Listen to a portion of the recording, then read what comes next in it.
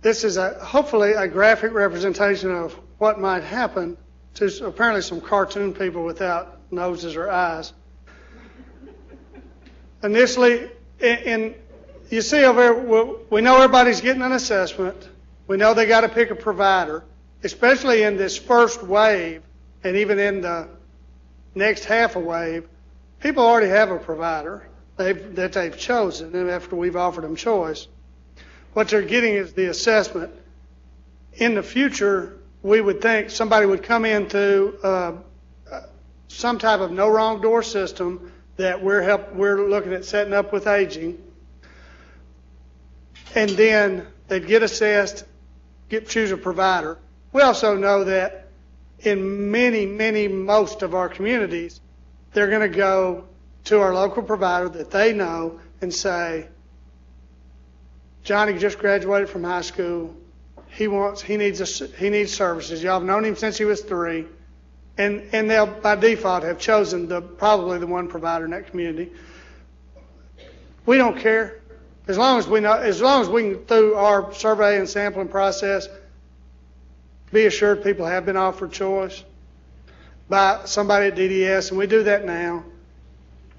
We just want to make sure nobody's getting strong-armed. We want to make sure everybody has the information that they live in Little Rock, that they know that UCP is not the only provider just because that's the only one they've heard of. The plan of care, we have a wonderful process now that with our interdisciplinary team. It's cumbersome and it's long to write the plan and to have the staff meeting and have the plan meeting, but it's richly independent and individual, and that's where we want to keep it. So that part doesn't change. The part that changes is then you don't have to bundle all that up and send it to somebody in Little Rock or 4 counties over for them to say, when you fax this, page 32, the bottom half got cut off. So send it again. And have somebody who's never seen that person or their family or the caregivers have to make a decision about whether that plan's appropriate. And if it's an expensive plan, we don't let just anybody who's never seen the person make a decision. We make sure somebody in Little Rock who's never seen the person look at that big pile of paper and have a meeting and talk about it. And obviously I'm obsessed with getting rid of this process because it's driven me crazy for 10 years, and this is our opportunity. Let's whack it off. You start the episode period because you got to remember when you write the plan of care now, today, sometimes you don't know how much money is going to be in that plan. A year from now, you will. You'll know that, hey, this guy was a level 3, he's $72,000. We know how much. Now, we get off on I guess we get down a road and we act like somehow we're going to do some elaborate cost accounting that we know that Johnny was $72,000. And we know that that's probably not true. We know that there's going to be some people that come to ICM and their level might be $72,000, but they end up costing more than that. And Cindy's good-natured and a good person, and she's going to take care of them. And the reason she's going to be able to do that is because the next guy who comes and costs $72,000 maybe has some natural supports. He doesn't really use all his $72,000, and so it balances out. It's done in aggregate. This isn't cutting edge, front of the line stuff. We've done this in ICS for years. Not everybody at the Conway Human Development Center needs the same level of care, but they all get the same reimbursement. And Calvin Price, who runs it, has to figure out where that goes. And the people over at the Office of Long-Term Care go in and make sure Calvin did a good job. So we've already done this in the past. We've got a way to do it. We've got a method, and we've got some history. Now, this next box with the dotted line around it, that's going to be a long discussion. It's not going to get solved today. It's probably not going to get solved before Christmas. Encounter data. Most of us hadn't heard of encounter data before we started this process. Encounter data is exactly what it means. It's some record of when a provider has encountered the client. It varies now. In the waiver, we have some encounter data. It's billing, paid claims, submitted claims for that matter. We've divided up supported living, consultation, case management. We already have some encounter data. At our ICFs, we have some very detailed encounter data. Anybody that runs one knows, but it's not submitted.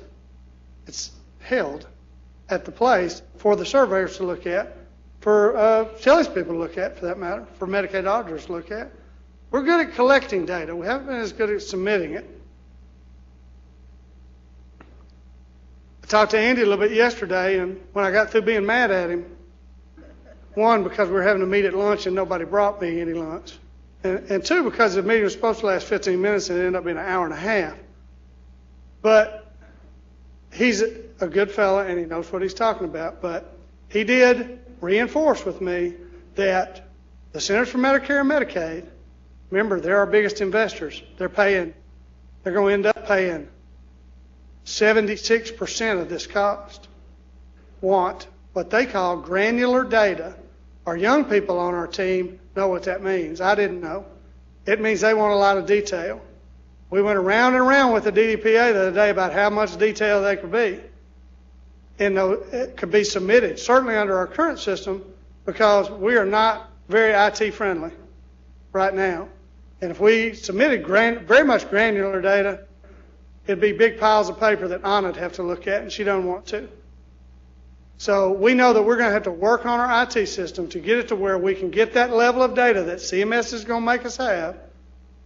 And I know here I end up alienating some of my colleagues over at DHS because I'm a provider too. We've got 5 places, about 950 beds.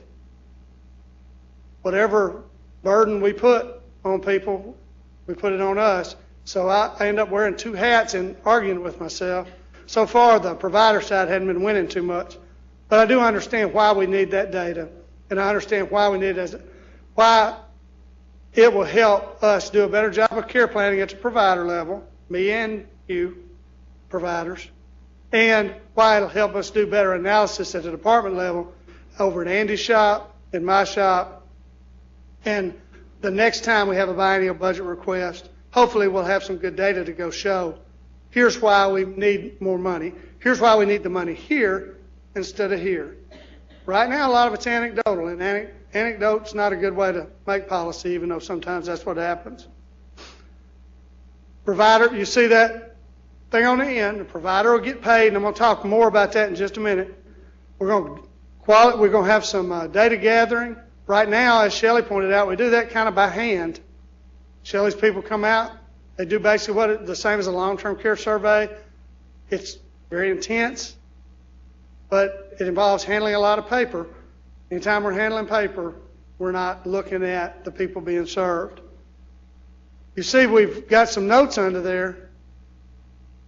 When we get our IT system up and going, we hope that the provider will be able to submit this quality, this performance data. For the health home, it won't be as big an issue initially because we do have paid claims as data. We know how many times people went to the hospital. We know how many times they went to the ER. We'll then create a performance report, and that'll be of interest to everybody of how that looks. And eventually, we'll make payment based on this. Now, we had a pretty good-sized argument the other day about when eventually was the other day, too. But we do have to have some history because right now we don't even know what the performance indicators are for our episode. I said Shelley and her folks are bringing somebody in from the national level that has some experience with this. They're going to help our stakeholders develop those measures. This will constantly be a moving target.